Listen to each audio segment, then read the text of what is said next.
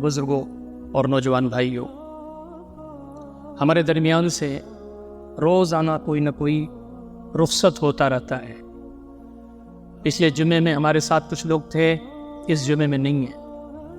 کچھ لوگوں کی زندگی کی جو تقدیر ہے وہ اگلے جمعے تک ہے۔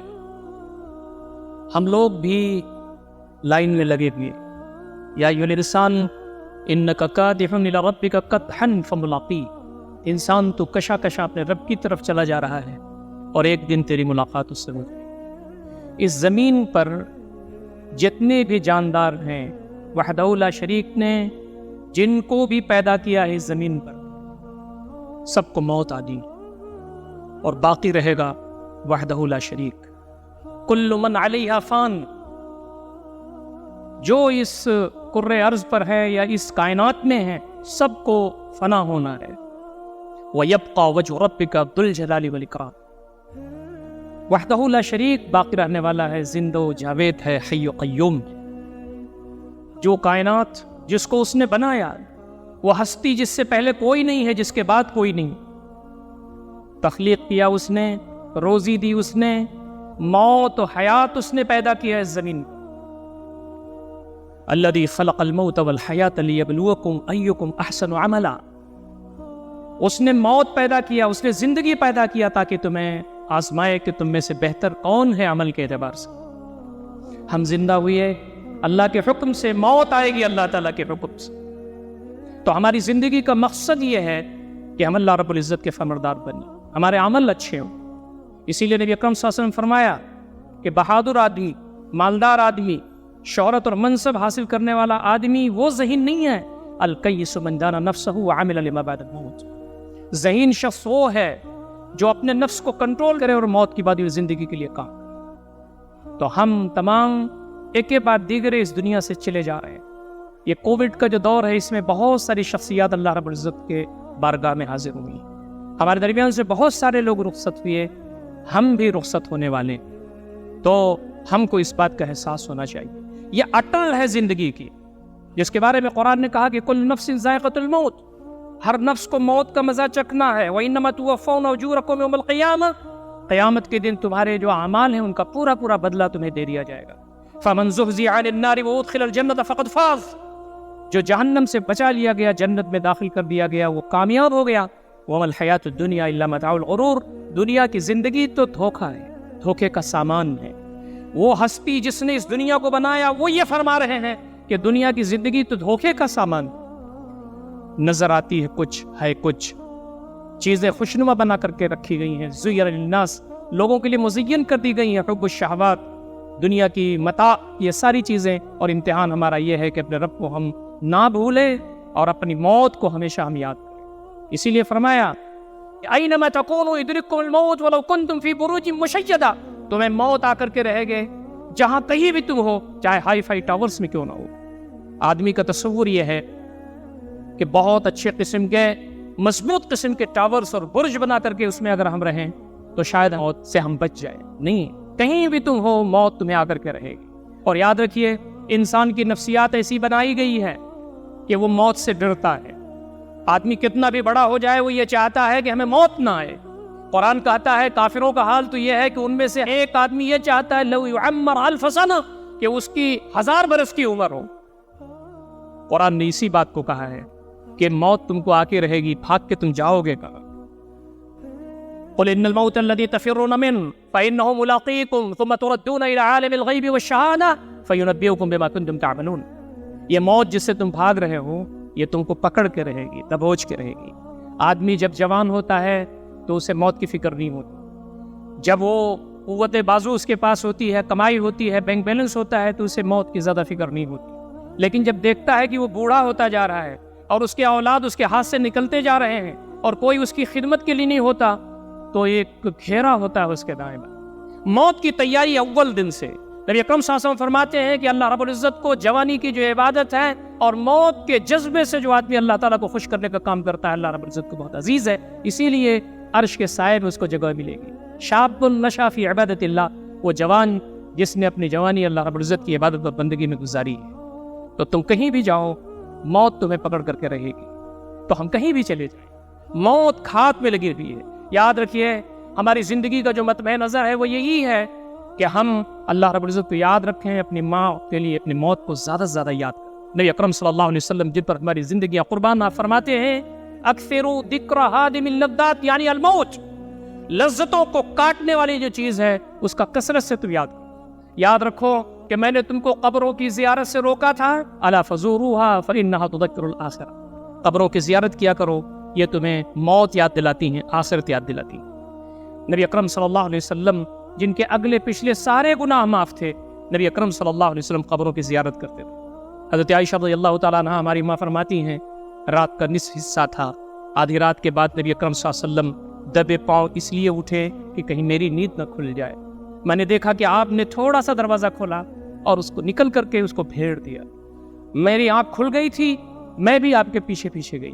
نبی اکرم صلی اللہ علیہ وسلم میرے حجرے سے نکلے اور چلتے چلے جا رہے ہیں، میں ایک ڈسٹنس بنا کر کے آپ کے پیچھے جا رہی ہوں، یہاں تک کہ نبی اکرم صلی اللہ علیہ وسلم جنت البقیع میں پہنچ جاتے ہیں۔ 12 بجے کا وقت ہے، 1 بجے کا وقت ہے، 2 بجے کا وقت ہے، وہ ہستی جس سے بہتر نہ اس دنیا پہ کوئی پیدا ہوا نہ ہے، نہ قیامت تک پیدا ہوگا، ہمارے دل کی رگوں کی گہرائیوں میں ایمان کا حصہ ہے، جن کے اگلے پچھلے گناہ معاف ہے، داڑھی پکڑ کر کے جنت البقیع میں رو رہے ہیں۔ حضرت عائشہ رضی اللہ تعالیٰ عنہ کی آہٹ سن کر کے نبی صلی اللہ علیہ وسلم پلٹے تو آپ نے کہا، عائشہ تم یہاں؟ لمبی حدیث۔ نبی اکرم صلی اللہ علیہ وسلم قبروں کی زیارت کرتے تھے۔ ہمارا معاملہ یہ ہے کہ کبھی اگر جنازہ بھی آ جائے تو اس وقت بھی ہم نہیں پہنچ پاتے، یہ ہماری کمزوری ہے، موت سے دوری ہے۔ اور فرمایا کہ سنو، تمہارے دلوں میں نرمی پیدا نہیں ہوتی، تمہارے دل سخت سے سختر ہوتے چلے جا رہے ہیں۔ فرمایا کہ ان القلوب لتستو کصد الحدید، دلوں کو ایسی زنگ لگ جاتا ہے جیسے لوہے کو زنگ لگ جاتا ہے۔ تو اس زنگ کو اگر تمہیں دھونا ہے تو 2 چیزیں تمہیں اختیار کرنی ہوگی، کثرت و ذکر الموت و تلاوت القرآن۔ موت کو کثرت سے یاد کرو، تمہارے جو دل ہے وہ ٹرانسپیرنٹ رہیں گے، تمہارے دلوں میں خشیت الہی اور خوف خدا پیدا ہوگا، اور تم اللہ رب العزت کے بندگی کے لائق ہوگے۔ اسی لیے فرمایا گیا کہ زندگی کو غنیمت جانو، جو اوقات تمہیں ملے ہوئے ہیں اس کو غنیمت جانتے ہوئے موت کی تیاری کرو۔ نبی اکرم صلی اللہ علیہ وسلم نے 5 باتیں بتائی، اس میں فرمایا اغتنم خمسا قبل خمس، 5 چیزوں کو غنیمت جانو۔ اس میں فرمایا کہ حیاتک قبل موتک، اپنی زندگی کو غنیمت جانو اپنی موت سے۔ محترم دوستوں اور بزرگوں، ہماری جو زندگی ہے وہ چلتی چلی جا رہی ہے، جس کے بارے میں نے عرض کیا کہ ایھا الانسان انک قادر ربک قدحا فملاقی، کشا کشا تو اپنے رب کی طرف جا رہا ہے۔ بہت سارے لوگ ایسے ہوتے ہیں زندگی میں انہیں کوئی معاملہ نہیں ہوتا کہ وہ نیک کام کرے اللہ کو خوش کرنے کا، اور کرتے بھی ہیں تو دکھاوے کے لیے، شہرت کے لیے، لوگوں کو معلوم ہو کہ ہم کتنے سخی ہیں اور لوگوں کو معلوم ہو ہم کتنے نیک ہیں۔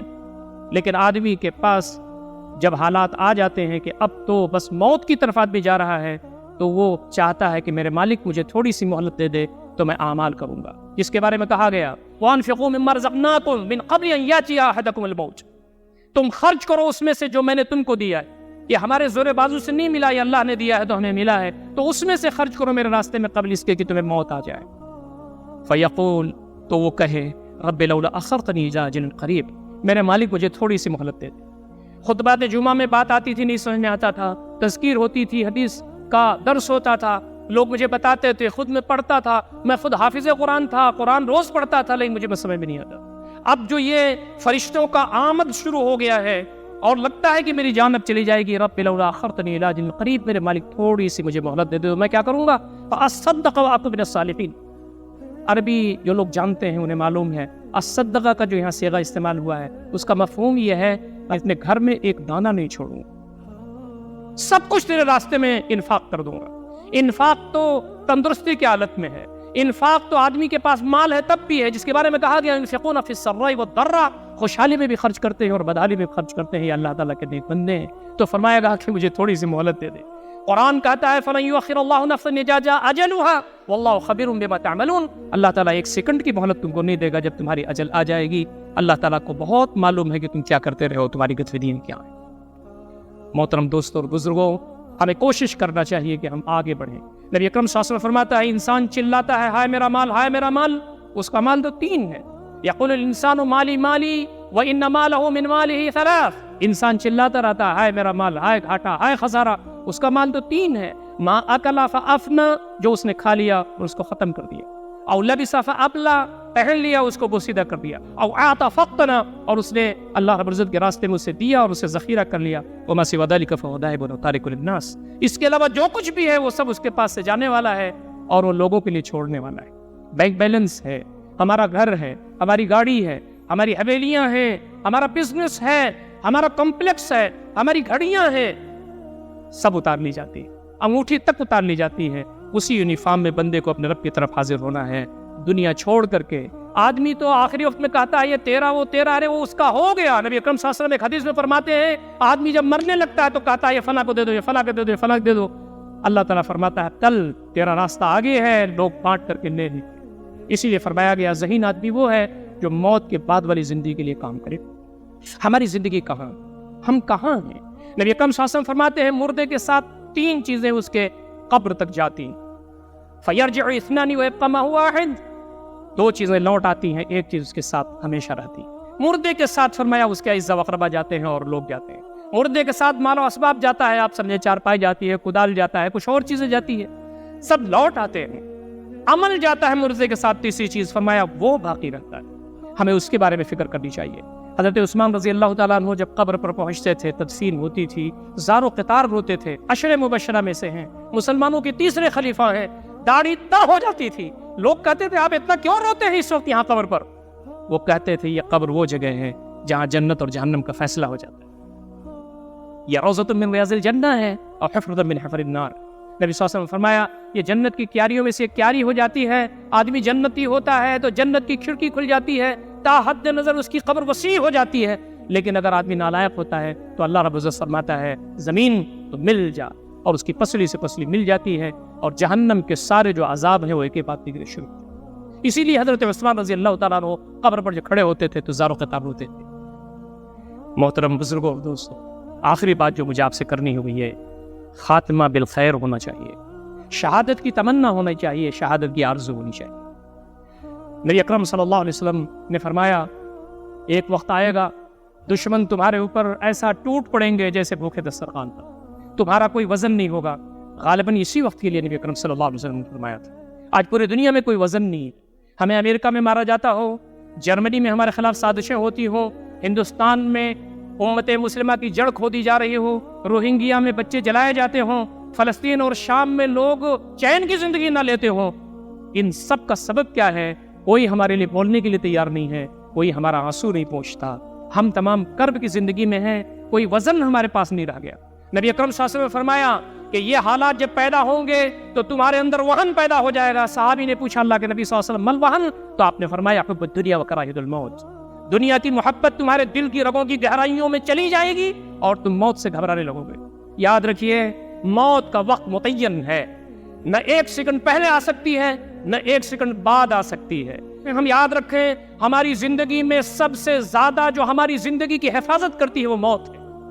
موت ہمیں مرنے نہیں دیتی، ہم کہیں بھی چلے جائیں اگر ہماری موت نہیں لکھی ہے تو موت ہماری زندگی کی حفاظت کرتی ہے۔ یاد رکھیے خالد بن ولید رضی اللہ تعالیٰ عنہ کا انتقال ہو رہا ہے، یہ وہ ہستی ہے جس نے اسلام میں 100 جنگیں لڑی ہیں اور ہر جنگ میں فتح یاب ہوئی ہے، یہ اللہ کا اعزاز تھا۔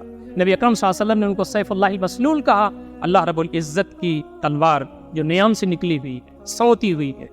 انتقال ہو رہا ہے، دیوار کی طرف ان کی نظر ہے، آنکھوں سے آنسو رواں ہیں، بیٹے ان کے کھڑے ہیں۔ انہوں نے سوچا شاید میرے بیٹے غلط فہمی میں پڑ جائیں کہ ان کا باپ جو بہادر تھا وہ موت سے رو رہا ہے۔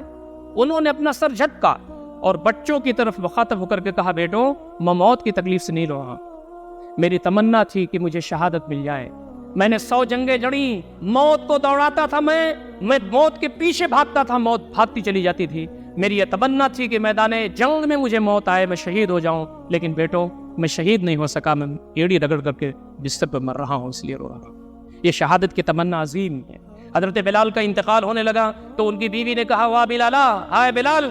انہوں نے کہا واہ بلال مت کہو، واہ تربا کہو، ہائے خوشی، ہم تو محمد اور ان کے ساتھیوں سے ملنے جا رہے ہیں، پردہ اٹھنے والا ہے۔ اسی لیے جب موت آتی ہے تو اللہ رب العزت کی طرف سے جنت کی جھلکیاں شروع ہو جاتی ہیں۔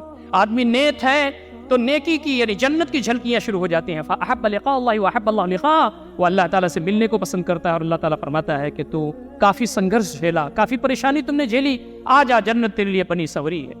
لیکن اگر وہ نالائق ہوتا ہے فَكَرِهَ لِقَاءَ اللَّهِ وَكَرِهَ اللَّهُ لِقَاءَهُ, اللہ تعالیٰ سے ملنے کو ناپسند کرتا ہے, اور اللہ تعالیٰ کہتا ہے میرے پاس اس کی روح نہ لاؤ, بدبودار کپڑے میں لپیٹ کر کے اس کی روح کو نالائقوں کے صف میں لے جا کر رکھو. صورتحال کیا ہے؟ حضرت علی رضی اللہ تعالیٰ کا انتقال ہو رہا ہے, برشی ماری گئی تو انہوں نے کہا فزت رب الکعبہ, رب کعبہ کی قسم میں تو کامیاب ہو گیا. ہماری زندگیوں میں انقلاب پیدا ہونا چاہیے, ہم کو عزت کی زندگی گزارنا چاہیے, اور دل کی رگوں کی گہرائیوں میں یہ ہو کہ موقع زندگی میں آئے کہ ہم شہادت کی زندگی ہمیں اللہ رب العزت عطا فرمائے. ہم تمام یہ دعا کرتے رہے کہ میرے مالک جب ہم مر رہے ہوں تو ہمارے زبان پر کلمہ ہو اور مطیع فرمانبردار تیری ہو, جس کے بارے میں قرآن نے کہا توفنی مسلما وعلحقنی بالصالحین, میرے مالک مجھے اس حال میں تو موت دے کہ میں مسلم ہوں, مطیع فرمانبردار ہوں, اور مجھے تو شامل فرما شہداء میں, صدیقین میں, صالحین میں. اور آخری بات یہ کہ ہمیں اس بات کی فکر کرنی چاہیے کہ ہم نفس مطمئنہ نہ مل جائیں. جب ہم اللہ تعالیٰ کے سامنے حاضر ہو جائیں تو اللہ تعالیٰ ہم سے خوش ہو جائے.